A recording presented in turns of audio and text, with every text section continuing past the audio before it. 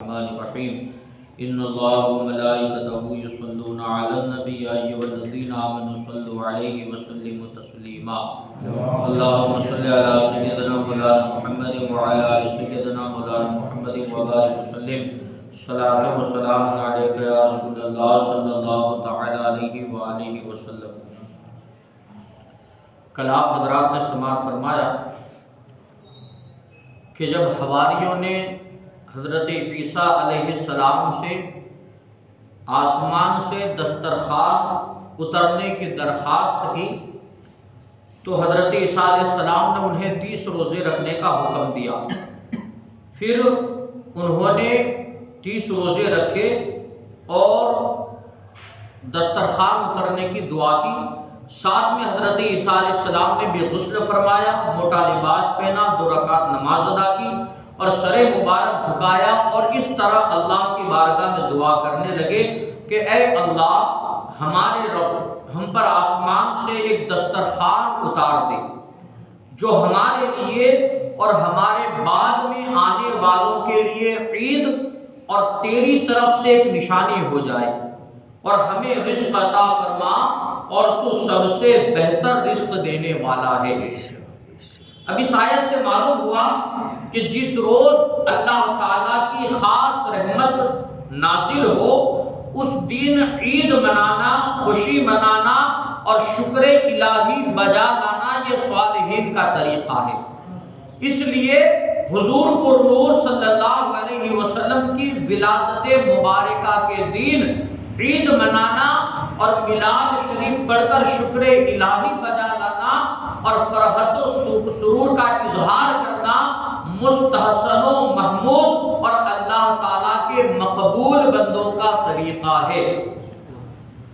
اللہ تعالیٰ نے حضرت عیسیٰ علیہ السلام کی دعا کو قبول کی اور فرمایا کہ بے شک میں وہ تم پر اتارتا ہوں، پھر اس کے بعد جو تم میں سے کفر کرے گا تو بے شک میں اسے وہ عذاب دوں گا کہ سارے جہان میں کسی کو نہ دوں گا۔ تمہارے کہنے پر دسترخوان تو میں آسمان سے اتار دوں گا، لیکن اگر کسی نے اس کے بعد کفر کیا تو میں ایسا عذاب دوں گا کہ سارے جہان میں ایسا عذاب کسی کو نہ دوں گا۔ اللہ تعالیٰ کے حکم سے چند فرشتے ایک دسترخوان لے کر آسمان سے اترے جس میں 7 مچھلیاں اور 7 روٹیاں تھیں۔ کتنی؟ 7 مچھلیاں اور 7 روٹیاں تھیں۔ اب اس حوالے سے تفاسیر میں دیگر روایتیں بھی ملتی ہیں کہ اس دسترخوان میں کیا کیا تھا، لیکن مشہور قول یہ ہے کہ 7 مچھلیاں اور 7 روٹیاں اس دسترخوان میں تھیں۔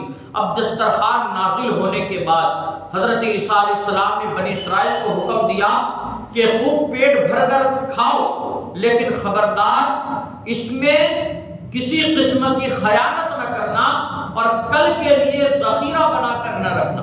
دسترخوان میں جو روزانہ نازل ہو وہ تمہیں کھا جانا ہے، خیانت بھی نہیں کرنی اور کل کے لیے بچا کر بھی نہیں رکھنا۔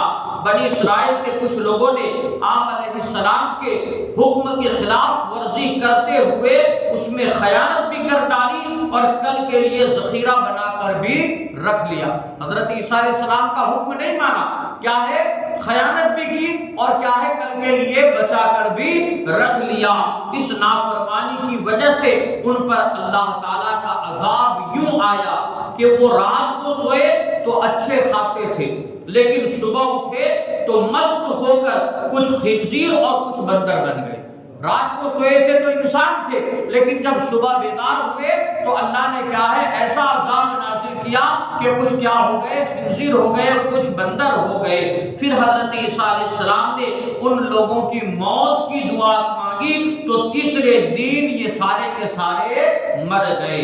اب اللہ قرآن میں ارشاد فرماتا ہے کہ بنی اسرائیل میں سے کفر کرنے والوں پر داؤد اور عیسیٰ بن مریم کے زبان پر سے لعنت کی گئی۔ یہ لعنت اس وجہ سے تھی کہ انہوں نے نافرمانی کی اور وہ سرکشی کرتے رہتے تھے۔ لعنت کس وجہ سے تھی؟ کہ اللہ کے نبی کی انہوں نے نافرمانی کی اور سرکشی کرتے رہتے تھے۔ تو اللہ تعالیٰ کے نیک بندوں کے منہ سے نکلی ہوئی نقصان و ہلاکت کی دعا دنیا اور آخرت میں رسوائی اور بربادی کا سبب بن سکتی ہے۔